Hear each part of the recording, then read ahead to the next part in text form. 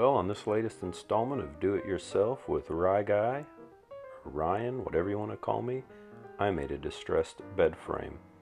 Let's get into all the things and all the reasons why this came to be. Originally, I bought this piece, found out who made it, and asked her to make this piece. These inspired me to take this bed frame and turn it into this. Here's what we're going to need. Here's everything I'm using for today's project. Got some crackle medium.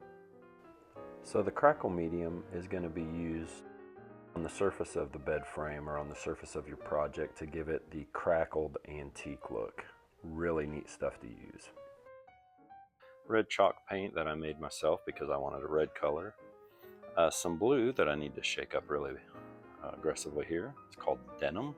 This is one I bought from a business that was closing its doors and sold it to me silly cheap.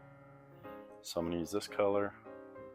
And then when I get finished, I'm going to use this as the top coat, and it's a satin. There's also browns. I've used browns like on the door project. For this one, I'm going to use this white satin top coat. Quick edit, I ended up using the brown. It's actually called hazelnut.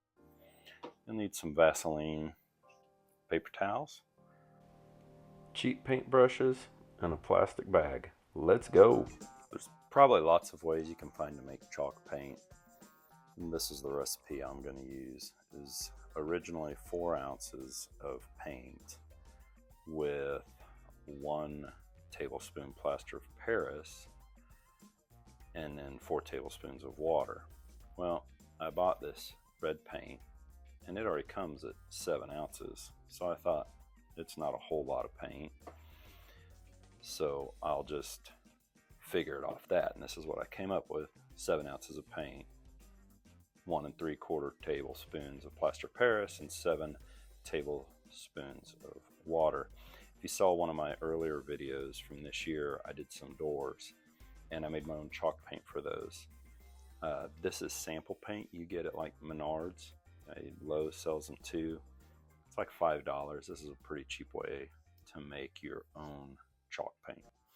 And this recipe, when I used it, I used 3 different ones. This was the one I found that it's not dried up and gotten hard on me or turned bad on me yet. So I'm probably only going to use this recipe if I make my own chalk paint from here on out. You need some kind of container. It's an interesting red. It dries way darker though, of course, right? So this is actually 7.12 ounces. I figure the 0.12 probably isn't pouring out. And none of this is rocket surgery. So plaster Paris, if you can buy a smaller amount, I probably would. This is gonna last me forever. But I've decided I want 1 3/4 tablespoons.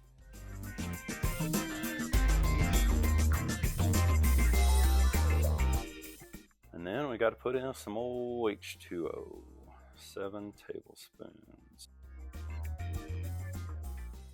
Guess if you wanted, you could stir it. But we got so much real estate. Why not be like the Cars and shake it up? If you don't know that song, your music repertoire sucks. It starts getting that chalky feel to it.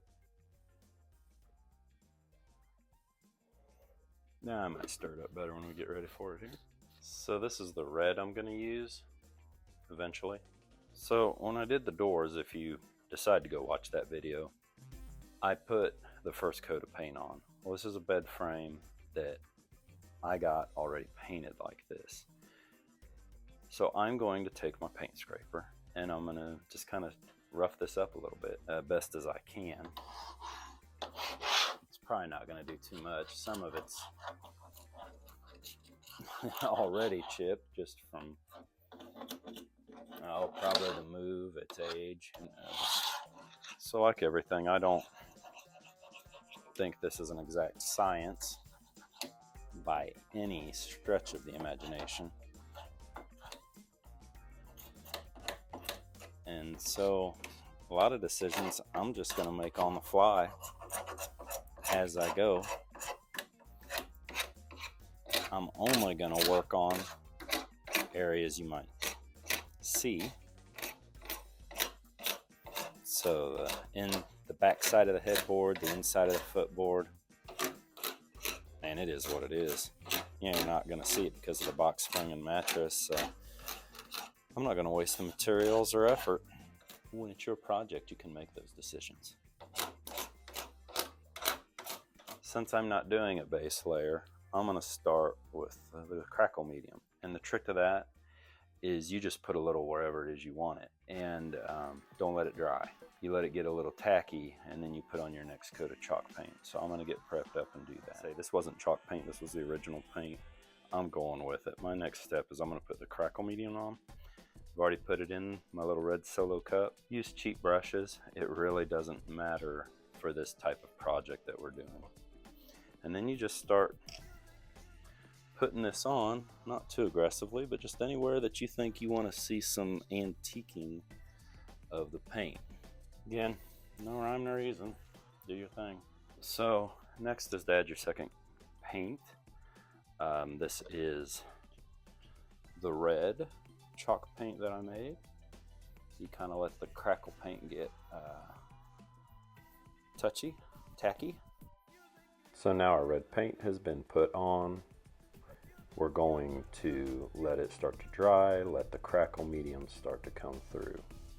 Now we're not going to let it get fully dry, but we're going to let it get mostly dry, about tacky. Get your handy dandy paint scraper back out and just start scraping.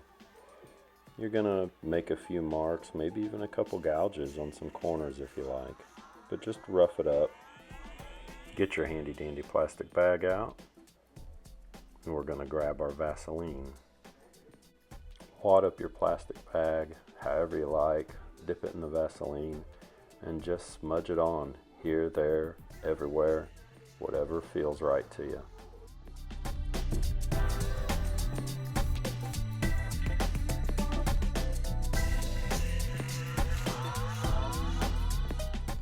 So now we're going to put on our next coat of chalk paint after we've done the Vaseline. This is one I got from a company going out of business here in town. The Shabby Paints is made by a local company, and it even says on the side here that they are powered by faith. First thing my wife noticed was that I grabbed one of our good paint brushes, and she made sure to mention that to me. And I thought, well, let's see how this works out. I've always just used the cheap ones. Turns out it did not really matter.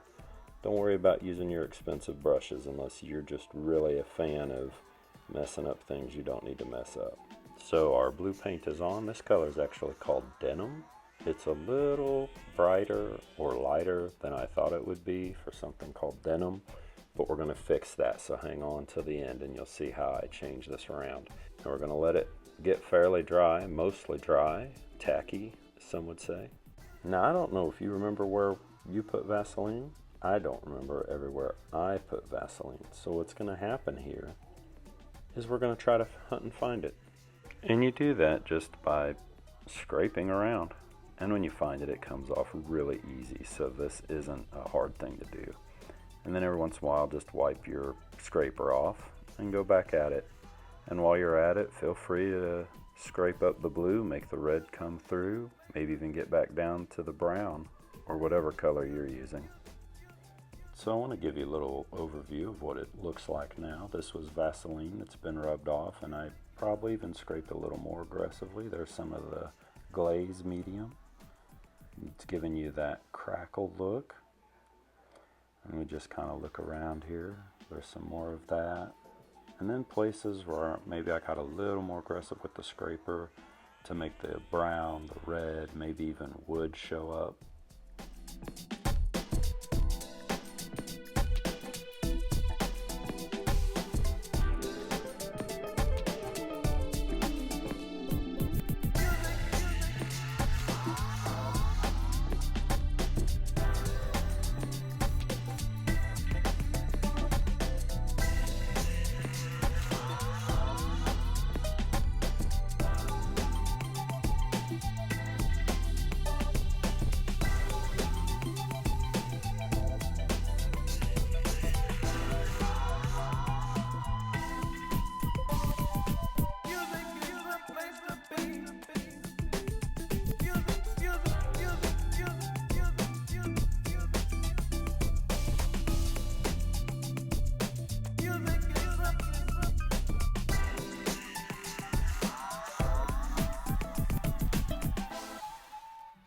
So now we're to the point where I'm going to put the top coat on. I told you I was going to use the white, but guess what?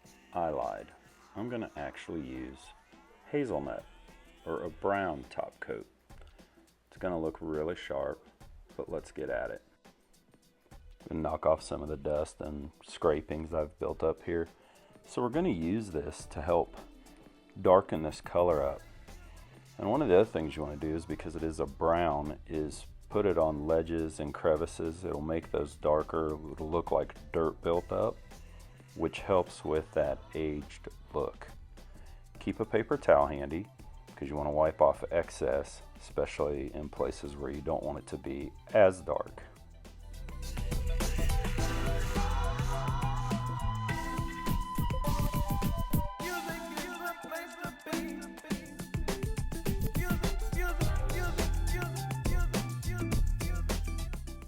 And that brings us to this final look.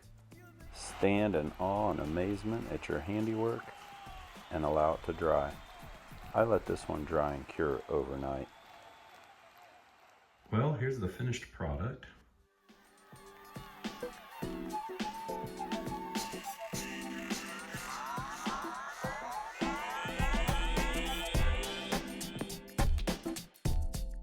You have to come in close to see all the little details.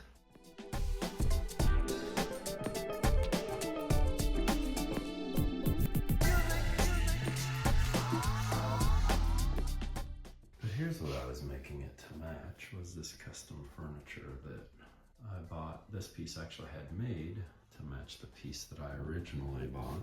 I'll show that to you here in a moment.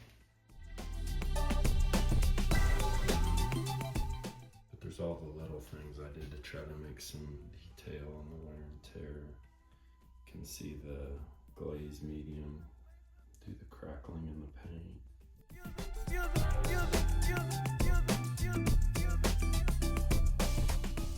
But that's the original piece that started all this. Got it a few years ago and just was waiting for the time to get this done. I don't actually kid myself that I'm going to be some great YouTuber.